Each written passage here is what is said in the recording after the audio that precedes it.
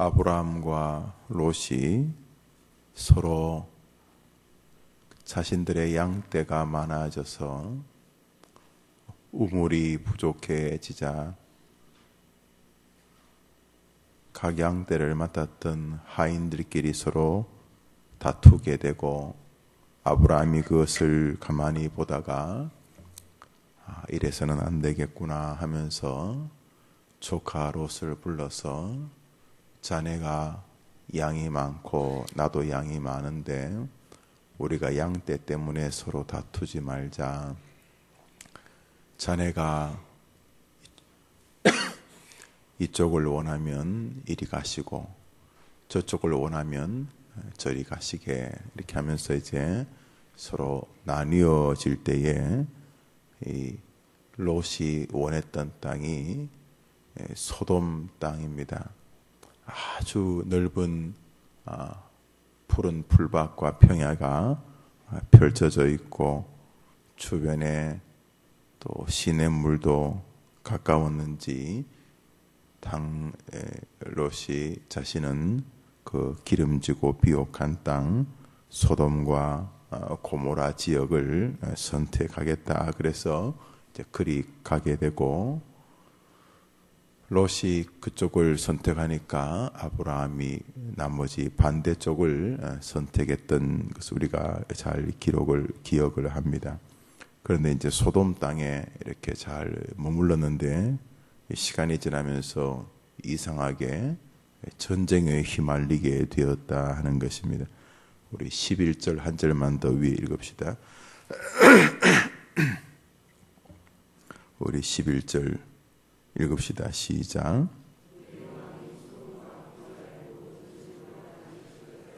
여튼간에 여러 어려움이 닥쳐서 소돔과 고모라의 많은 공격을 받게 되고, 또 소돔과 고모라에 있는 여러 가지 재산들, 또 사람들까지 다 빼앗겼다. 그들이 빼앗아 갔다. 이렇게 말하면서 그때 소돔에 머무르고 있던 아브라함의 조카 롯과 그 재물도 사로잡혀 갔다. 이렇게 말을 하고 있습니다. 그리고 뒷구절에 보면은 아브라함이 달려들어서 자신의 조카와 또 사람들과 재물을 다시 싸워서 찾아왔다 하는 말씀이 또 있습니다. 우리 16절을 같이 봅시다. 창세기 1장 16절 시작.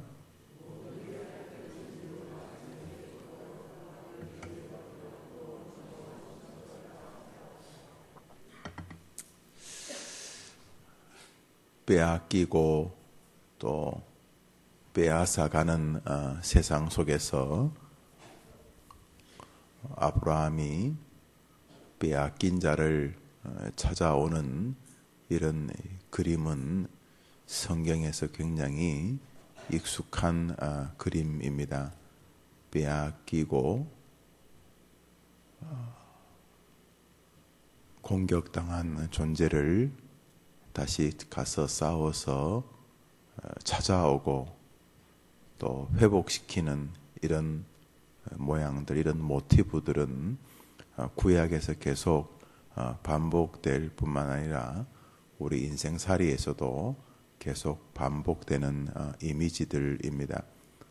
그래서 결국 우리의 빼앗긴 구원의 세계를 찾으시기 위하여서 영적인 아브라함이신 예수님이 오셔서 원수들에게서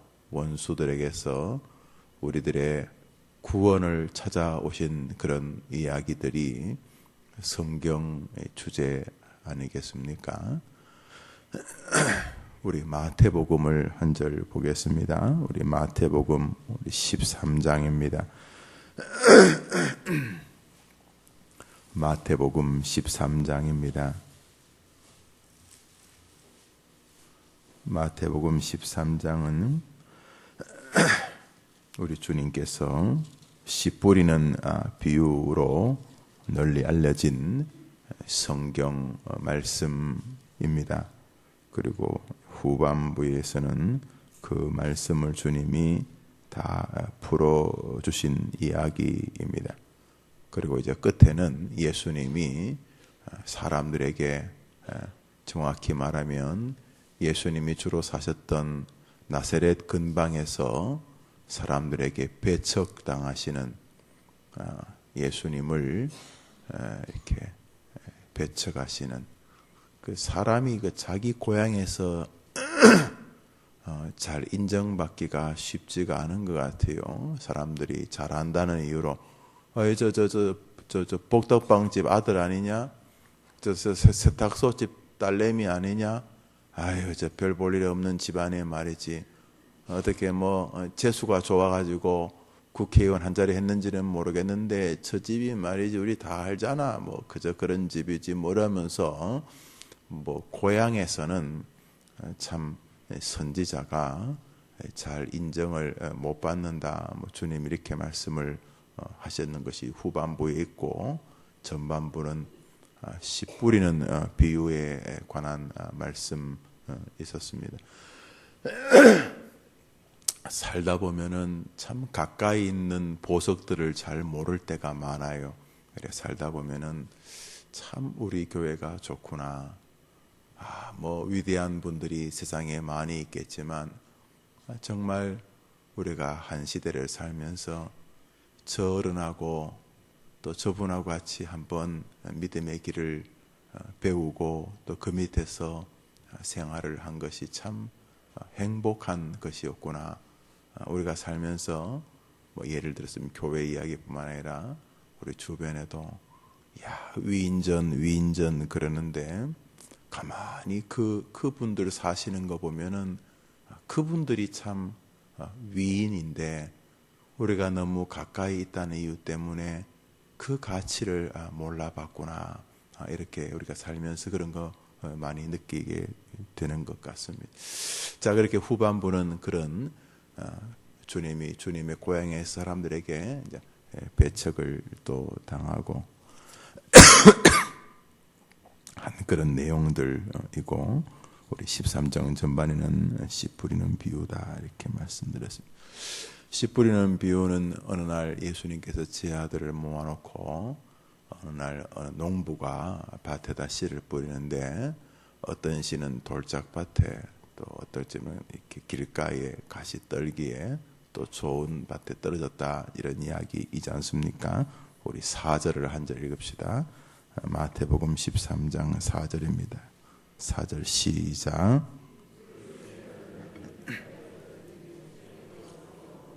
아, 12절 읽읍 12절 시작.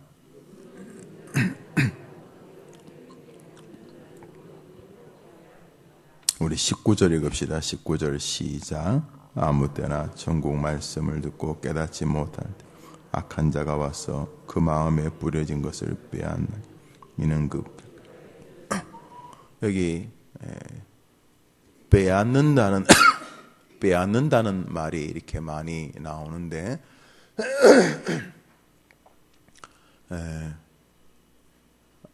창세기도 보니까 뭐 여러 임금들이 와가지고는, 왕들이 연합해가지고는 소돔 땅을 빼앗고, 또 거기 있던 롯과 그 재물들이 또 빼앗기고, 또 아브라함이 찾아오고 이렇게 하는데, 세상에는 참 빼앗으려는 존재들이 참 많이 있다는 것을 보게 됩니다. 우리 주님께서 이제 씨 뿌리는 비유에 이 단단한 길가에 씨가 떨어졌는데, 그 씨가 뭐 자기가 이렇게 그 부족해서 뭐 이런 개념은 분명히 아니고, 씨는 하나님의 말씀을 말하니 뭐 말씀이 부족하진 않을 거 아닙니까? 땅이 있는데, 단단한 땅이 있는데, 단단한 땅이 하도 사람들이 밟고 다니고 세상살이에 많이 되어서 그의 마음밭이 단단해져 버렸어요. 좀 이렇게 사람이 좀 이렇게 온순한 환경에서 자라면 남에게 사기당한 적도 없고, 또 그렇게 모질게 사람을 대하지도 않는 그런 환경에서 자란 사람이라면, 예를 들어서 그 심령이 원웨이란 말이죠.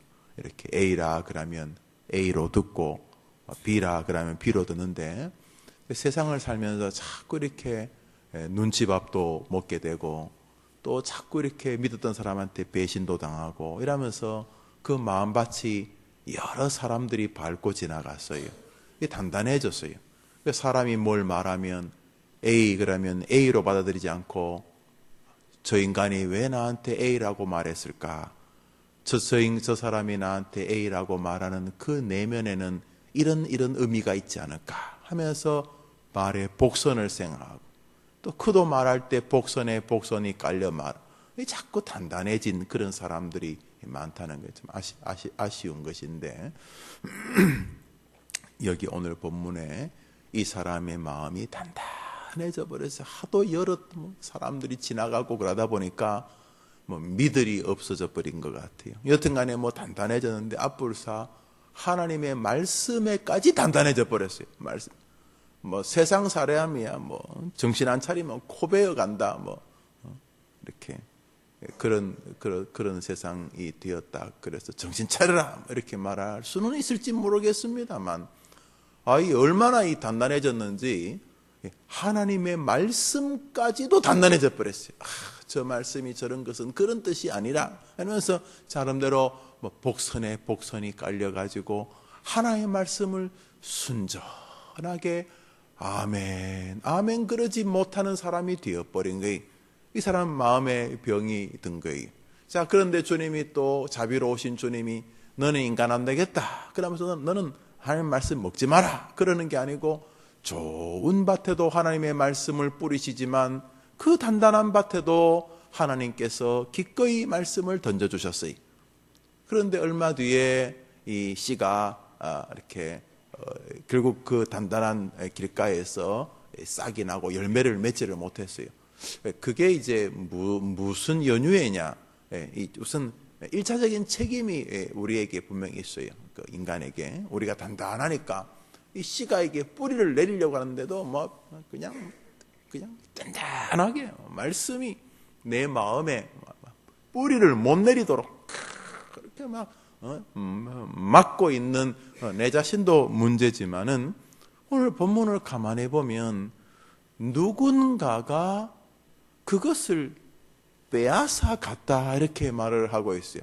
마치 아브라함의 조카의 롯을 소돔에 침범한 사람들이 빼앗아 간 것처럼 롯이 병이 들어가지고 이런 게 아니고 쥐가 가출하고 이런 게 아니라 외부로부터 누가 공격을 해가지고 빼앗아 간 것처럼 오늘 본문에도 내 비유 속에서 첫 번째 비유를 말하면서 우리 인간의 여러 가지 고난의 배경에는 우리 인간의 한계와 더불어서 외부로부터 우리의 좋은 것들을 빼앗아 가려고 하는 존재가 있다 이렇게 말을 한단 말이죠. 자, 이 빼앗아 가려고 하는 그 새로 콕콕 집어 먹어버리는 이 새로 비유된 것이 우리 하나님께서 예수님의 입을 통하여 악한 자, 사단이라 이렇게 말씀을 하셨습니다.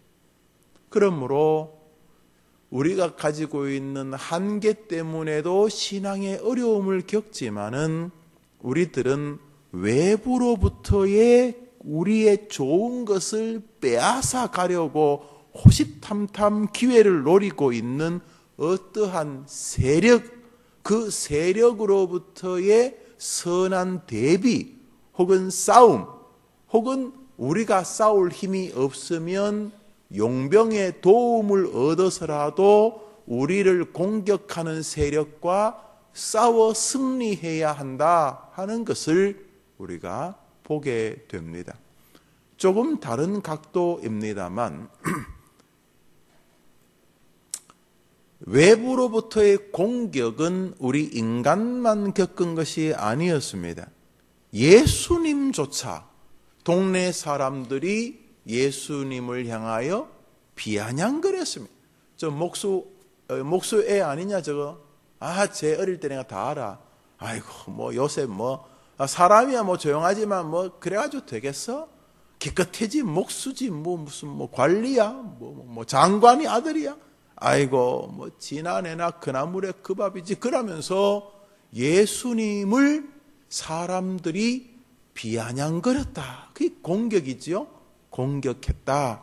이런 내용들이 오늘 여러분과 제가 함께 읽고 있는 우리 해림 날주의 본문 중에 하나입니다. 우리 성경 말씀을 보겠습니다.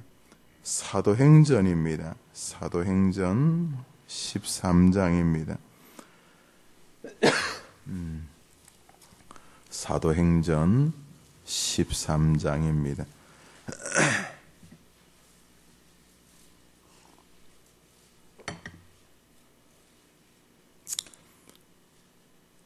바나바 바울이 사역을 열심히 하고 있는데 놀라운 일들이 많이 벌어졌어요. 참 놀라운 일들이 많이 벌어졌는데 한참 가다가 이 바울과 바나바가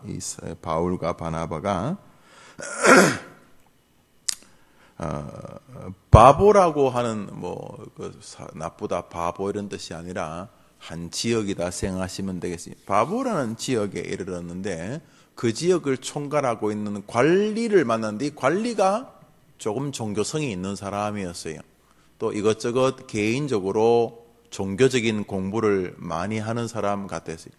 제가 그 절에 한 보름 정도 있어 본 적이 있었는데 그 절에 스님 중에 한 분이 제가 이제 목사라는 걸 알고 밤마다 이렇게 같이 차도 가지고 오시고 얘기도 좀 나누었어요. 또는 저는 또 절 문화도 좀 알고도 싶고 또 누군가 또 소개도 해줘가지고 절에서 한 13일 이렇게 머물렀는데 스님인데 스님이 아주 신실한 스님이시죠. 신실한 스님이라 스님이 신실하셨어요. 스님이 이렇게 제 방에 어느 날 온데 성경책을 가지고 왔어요. 근데 본인 거라는 거예요. 근데 보니까 줄이 많이 쳐져 있어요. 그래서 내가 스님께서도 이 성경을 많이 읽으신다고 하면서 이제 자기 나름대로의 성경 해석을 시도하셨어요. 그냥 특별히 이렇게 나눌 만한 내용들은 없었는데 세대주의적인 관점으로 머리에 바코드를 받으면 어떻고 이런 개념으로서의 그 세대주의적 성경 해석을 하시는데 보편적으로 혼자 많이 생각하면 성경 해석이 좀 그렇게 됩니다. 좀 더 나아가면 이제 이단적이게 되고 악한 자에게 붙잡히게 되죠. 그러니까 억지로 성경을 푸는 그 어리석음인데 여튼간에 이제 그분이 나름대로 자기의 그 불교적인 정신에서 아마 경전 중에 하나라고 성경을 읽었던 것으로 봐요. 근데 그분이 가만히 보니까 종교성이 아주 있는 분이에요. 그래서 아마 스님까지 되신 것 같아요. 아주 종교성이 있으시더라고요. 어머님이 물려주신 재산을 가지고 조그만 절을 하나 구입해가지고 이제 본인이 절에서 이렇게 사람들도 또 하고 섬기고 또 본인도 또 수양도 하고 이제 그런 분이셨는데 참 제가 세상에 참 종교인이 많구나 그런 생각을 하게 되었어요. 나쁜 의미가 아니라 참 이렇게 그분의 기질 자체가 종교적이.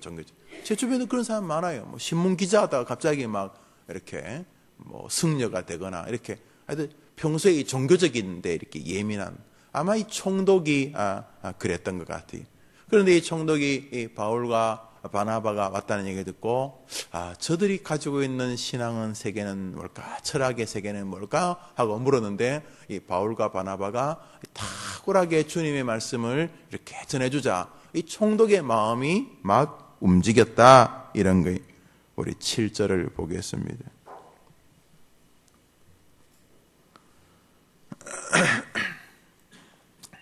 7절 읽읍시다. 시작.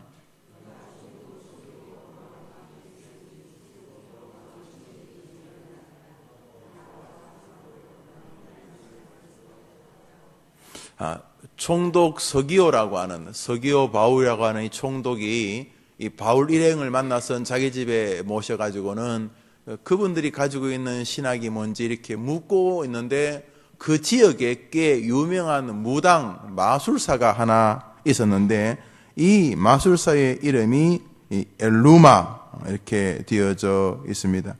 혹은 바예수, 예수에 가까운 가족 이런 여튼간에 이런 서름의 짝퉁 그 종교인이 있었는데, 바울과 바나바가 와서 그리스도의 복음, 자기가 가지고 있는 그 허접한 신학이 아니라, 허접한 철학이 아니라 참 신앙, 참 철학을 이 바울과 바나가 이렇게 말하고 또 전하려고 할 때에 이 엘루마라고 하는 이 마술사가 아주 못된 짓을 했다. 우리 8절을 봅시다. 8절 시작.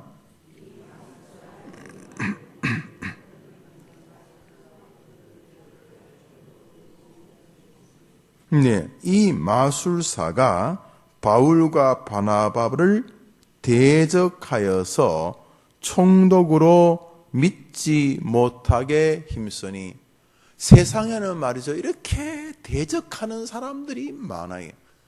오늘 창세기를 봐도 뭔가 롯 일행들을 대적해서 빼앗아가고 뺏기고 하려고 하는 이런 존재들 말이죠. 참 많아요. 우리 마태복음을 봐도 우리에게 있는 것들을 계속 뭔가 빼앗아가, 우리의 신앙을, 우리의 말씀 생활을 자꾸 빼앗아가려고 하는 존재들이 많이 있어요. 오늘 바울과 바나바가 복음 전파의 길을 걷는 동안, 아니 저 사람이 그 예수님에 대해서 듣고 싶어 해서 그 사람에게 가는데 말이죠. 이 바울과 바나바까지도 계속 공격하는 세상, 공격하는 시대를 보면서 우리가 믿음의 길을 걷는 동안 우리를 자꾸 공격하는 세상을 만나면은 그게 무슨 대단한 일이 아니구나 하는 것을 이제 보게 됩니다. 우리 저 창세기 아브라함의 시절이나 예수님의 시절이나 예수님 승천하신 이후에 제자들의 시절이나 후째 수천 년 동안 변하지를 않습니까? 뭐가? 우리 하나님의 사람들을 끊임없이 공격하고 우리에게 달려들어 뭔가 우리 것을 빼앗아 가려고 하는 이 악한 외부의 적들의 끊임없는 전투와 전쟁과 공격과 빼앗으려고 하는 이런 일들은 어째 이렇게 변함이 없느냐? 그렇죠? 왜 변함이 없지요? 우리 하나님께서 사단에게 잠시 동안 우리들보다 더 나은 능력을 허락하셨어요. 용인하실 뿐만 아니라 그들이 우리 주님이 마지막 심판하시는 날까지 공중 권세를 쥐고 있어요. 공중 권세가 공중에 둥 떠다닌다 이런 게 아니라 모든 것 위에 그들이 통치의 능력을 발휘하도록 하나님이 용인하셨어요. 그러므로 우리는 언제나 어디서나 이 외부로부터의 공격이 있습니다. 그리고 당연히 있을 줄 알아야 합니다. 우리 하나님이 졸지도 주무시지도 않는 것처럼 마귀도 마찬가지입니다. 호시탐탐 롯이 이제 이 넓은 땅, 이 소돔과 고모라, 이 멋진 땅이 생겼구나 하고 마음이 여유로울 때 공격을 한다든지, 멋진 돈이다 이런 정도도 아니고 하나님의 영화로운 말씀을 주실 때에 그 말씀을 가져감으로써 우리에게 공격이 있었는지 없었는지조차 모르는 이 사단이 말이죠, 우리의 마음을 쫀 게 아니, 사단이 공격한 것은 이 길가에 있는 밭의 입장에서는 공격당한지도 몰라요. 왜냐하면 새가 땅을 막 파헤친 게 아니고 우리 앞에 던져지고 뿌려지는 하나님의 은혜의 말씀만 싹싹 우리에게서 분리시켰기 때문에 애시당초 그 말씀과 엉켜서 살아본 적이 없는 사람은 이게 왔는지 갔는지도 모르는, 사단은 교묘하게 소돔은 소돔에 있는 방식으로 단단한 길가밭의 마음으로 끊임없이 공격을 하고, 때로는 노골적으로 주의 복음을 증거하려고 하면은 주의 복음이 증거되지 못하도록 공격하고, 튼 간에 세상은 끊임없이 하나님의 자녀들을 향하여 공격을 한다.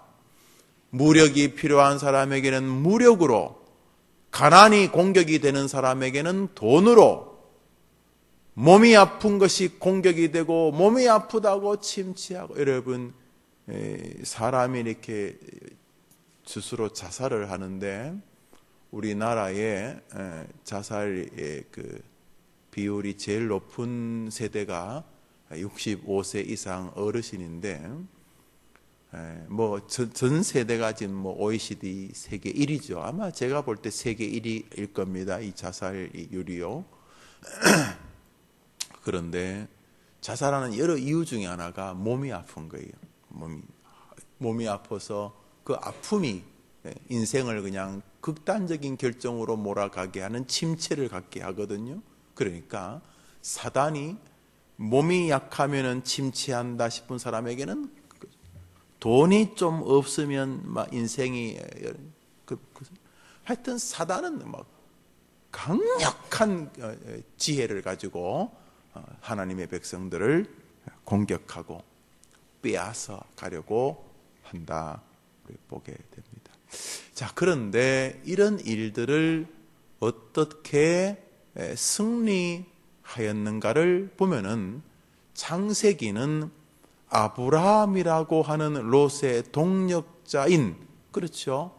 뭐 롯 입장에서는 동력자라고 생각했는지는 모르겠습니다만 아브라함 입장에서는 자신의 아들 같은 조카였기 때문에 아브라함이 기꺼이 함께 함으로써 그 놀라운 일들을 승리하게 하였고, 이제 느헤미야서, 우리 시간이 좀 지나서 느헤미야서 3장입니다. 느헤미야서 3장입니다.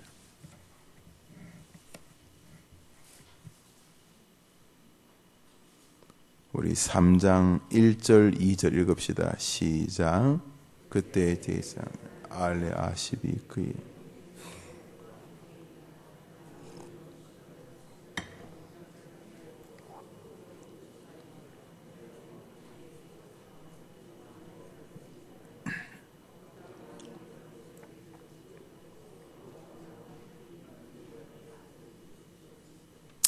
여기 예루살렘의 성벽이 다시금 세워지는데, 중수되는데, 여기 보면은 그때의 대제사장 엘리아십이 그의 형제들과 함께 양문을 건축하였고, 2절을 보면 그 다음은 여리고 사람들이 건축하였고, 그 다음은 이므리 아들 삭굴이 건축하였고, 4절 읽읍시다. 시작.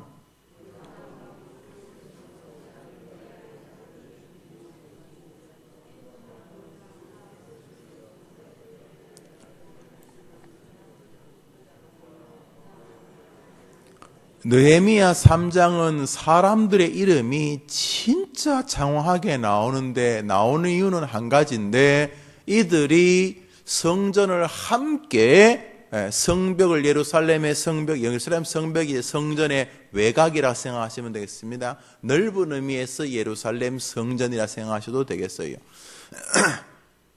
이 일을 여러 사람들이 함께 건축하였다라고 말을 하고 있는 거예요. 끝까지 계속 그 골조는 누가 건축하였고, 창문은 누가 건축하였고, 강단은 누가 기증하였고, 액정비전은 누가 기증하였고, 앉을 수 있는 의자는 누가 기증하였고, 뭐 이런 거예요.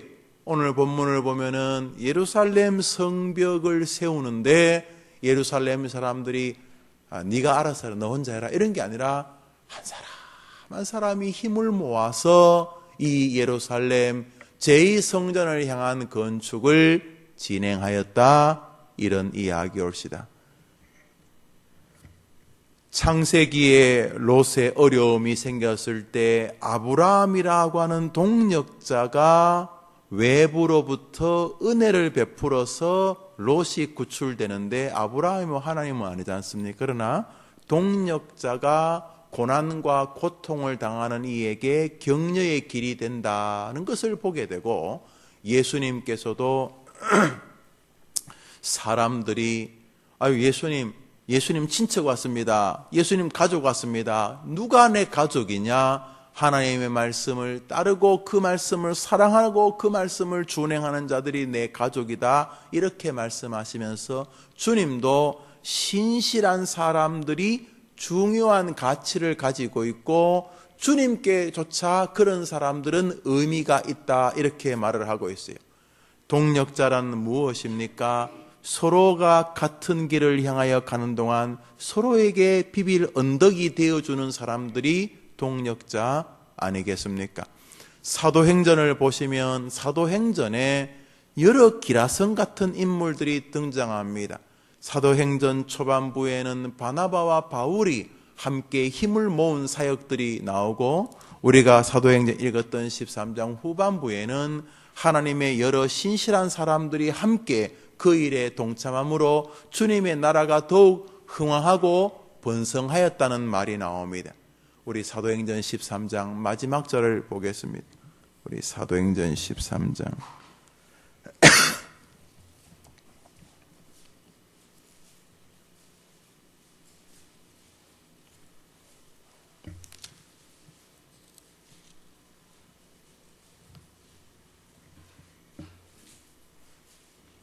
우리 52절을 읽읍시다. 사도행전 13장 52절 시작.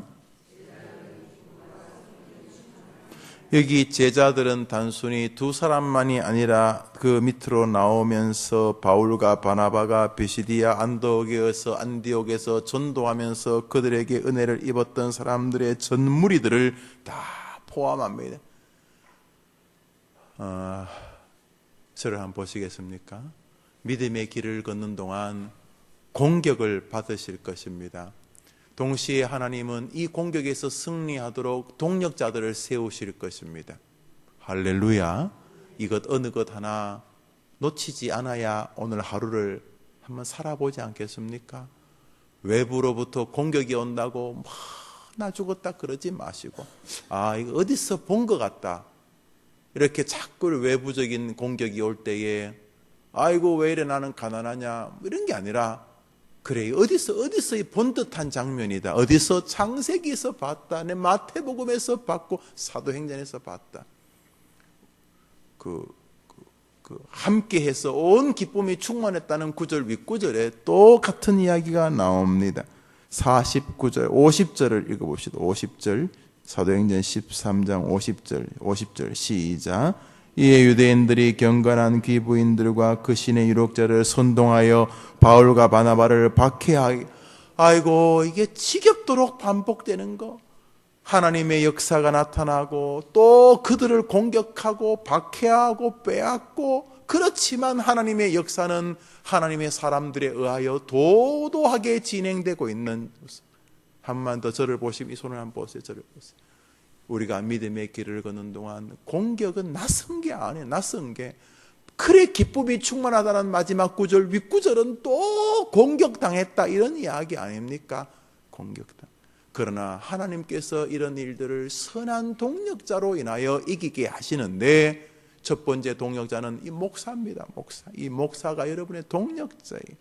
하나님이 뭐 하려고 교회 목사를 세우시겠어요? 뭐 하려고. 그래서 이 목사가 동력자가 될 때 여러분에게 힘이 돼요. 그리고 여러분 서로에게 동력자가 되어줘야 돼요. 기독교는 독야청청 혼자 산에 가서 도 닦는 종교가 아니. 교회는 서로 교회로 세워져야 돼. 니도 교회 나도 교회, 서로를 통해서 손과 발이, 눈과 다리가 힘을 합쳐가지고 세워지는 게 교회. 한번 더 해보세요. 함께 세워져 가느니라. 그러므로 여러분이 누군가의 도움이 필요하고 여러분도 누군가의 도움이 되어주는 게 하나님의 뜻이, 외부로의 동력과 동력이 오늘 하루의 길을 걸어야 돼. 최종적인 동력자가 함께 계십니다. 결단코 여러분을 떠나지 아니하시고 여러분이 잠들어 있는 순간에도 여러분을 지켜주시는 여러분의 최고의 동력자, 우리 구주 예수 그리스도가 우리 곁에 계십니다. 그러므로 오늘 하루도 살아볼 만합니다. 원수들아, 그래 한판 해보자. 네가 나를 더 괴롭히고 더 나를 공격할지라도 나는 우리 교회 목사님, 성도님, 우리 많은 동력자들이 있고, 무엇보다 내게는 롯에게 있었던 아브라함 정도가 아니라 나의 구주 예수님이 세상 끝날까지 나와 함께 계시느니라. 정녕 내가 너를 버리지 아니하리라. 정녕 내가 너를 떠나지 아니하리라. 우리는 동력자가 있습니다. 주님은 조용히 아침에 너도 누군가의 동력자이냐라고 묻고 계십니다. 우리 같이 기도합시다. 하나님 아버지,